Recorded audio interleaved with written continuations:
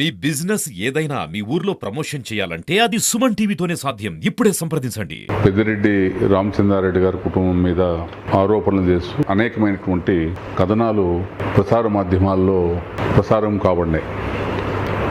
అయితే ఇప్పటివరకు కూడా పోలీస్ ఇన్వెస్టిగేషన్లో మరి ఇన్ని రోజులు అయినప్పటికీ కూడా పెద్దిరెడ్డి రామచంద్రారెడ్డి గారి మీద ఏదైతే వాళ్ళ కుటుంబం మీద వచ్చేటువంటి ఆరోపణలు ఇంతవరకు కూడా నిర్ధారణ కాలేదు.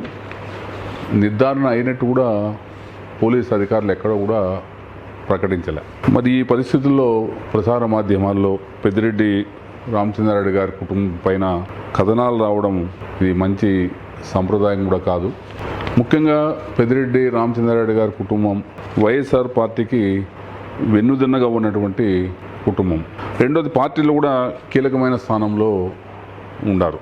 కాబట్టి రకరకాల కథనాలను ప్రత్యర్థి రాజకీయ పార్టీల వాళ్ళు కూడా అనవసరంగా దీన్ని ప్రచారం చేస్తున్న మాట చూస్తున్నాం. మరి ఇన్వెస్టిగేషన్ ఎవరైతే చేస్తూ ఉన్నారో వాస్తవాల ఆధారంగా ఎవరైతే చట్ట వ్యతిరేక కార్యక్రమాలు చేసినారో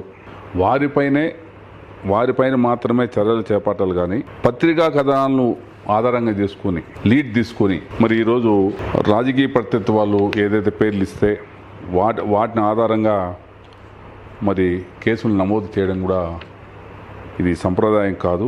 ఇది ఒక ప్రజాస్వామ్య స్ఫూర్తికి ఇది పూర్తిగా విరుద్ధం. అదేవిధంగా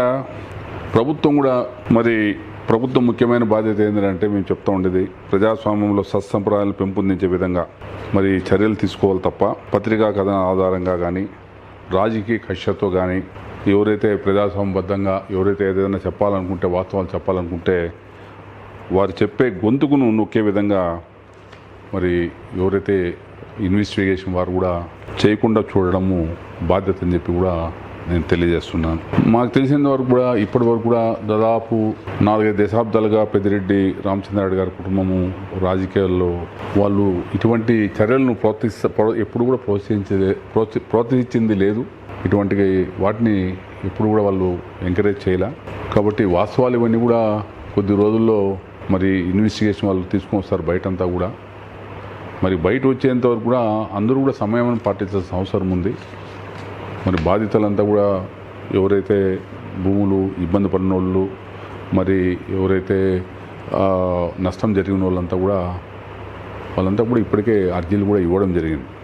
దీని మీద పోలీసుగా దర్యాప్తు జరుగుతోంది. కాబట్టి దీని మీద అందరూ కూడా సమయం పాటిస్తే మరి ఖచ్చితంగా కొద్ది రోజుల్లో వాస్తవాలన్నీ కూడా వెలుగులోకి వస్తాయి.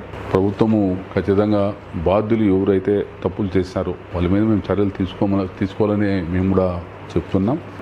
మోసపూరితంగా ఉండే నాయకులు కొంతమంది ఉంటారు. వాళ్ళు అడ్వాంటేజ్ తీసుకొని మామూలు ప్రజలపైన పడతారు.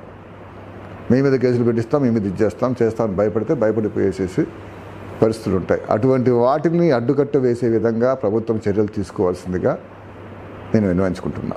ఎందుకంటే ఇన్వెస్టిగేషన్ ప్రాసెస్లో ఇంతవరకు చేసిన ఇన్వెస్టిగేషన్ ఇన్ని రోజులు చేసినా కూడా వీరి మీద ప్రత్యక్షంగా కేసులు అయితే వచ్చే వాళ్ళ మీద ఆధారాలు లేదు, నిర్ధారణ కాలేదు. ఎక్కువ ఉంటే ఎవిడెన్స్ ప్రభుత్వం దాన్ని ల్యాండ్ సీలింగ్ కింద తీసుకోవచ్చు. ఇది చాలా కామన్ సెన్స్. ఏ ఒక్క భూమి ఉండేవాడిని అడిగినా కూడా 50 ఎకరాల కంటే ఎక్కువ పెట్టుకునే అవకాశాలు ఉండవు. అంటే ఇవన్నీ కథనాలు అతియోశక్తులా కాదా అనేది మీరు ఆలోచించాల్సిందిగా విజ్ఞప్తి చేస్తున్నాను. ఇంకొక విషయము, ప్రభుత్వం యొక్క బేసిక్ బాధ్యత అన్నిటికంటే టాప్ ప్రయారిటీ చూసుకోవాల్సింది మనిషి స్వేచ్ఛ. తప్పు చేసిన వాళ్ళు కాకుండా ఎవరు కూడా అనవసరంగా కేసులు పెట్టుకోకూడదు అనేది ప్రభుత్వం యొక్క ప్రధాన బాధ్యత. దీన్ని అప్పీల్ చేసుకొని ప్రజాస్వామ్య స్ఫూర్తిని నిలబెట్టుకోవాల్సిన చర్యలు ఇది చేపట్టాలి. ఇన్వెస్టిగేషన్స్ ఏది కూడా నా మనవి ఏమంటే పత్రికా కథనాల ఆధారంగా ఇప్పుడు ఆ విధంగా ఇంతవరకు పోలేదు. పత్రికా కథనాల ఆధారంగా కాకుండా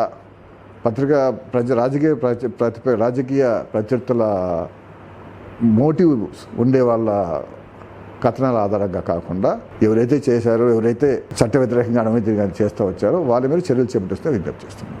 ఈ ప్రభుత్వం కూడా ఇన్వెస్టిగేషన్ ప్రాసెస్లో ఈ విధంగా జరగాలని ఎప్పుడు కూడా చెప్పకూడదు. వాస్తవాలు ఏముండాయి దాన్ని ఐడెంటిఫై చేయాలని చెప్పాలి, కానీ ఇన్వెస్టిగేషన్ చెప్పకూడదు. కానీ ఇక్కడ ఏం జరుగుతూ ఉందంటే ముందుగా ప్రత్యేక కథనాలు రావడం, పబ్లిక్లో మైండ్ సెట్ క్రియేట్ చేయడం, అనే దీని మీద తర్వాత ఫాల్స్ కేసులు పెడతారు అనే భయాందోళన తీసుకొచ్చే విధంగా చేసుకుపోతున్నారు.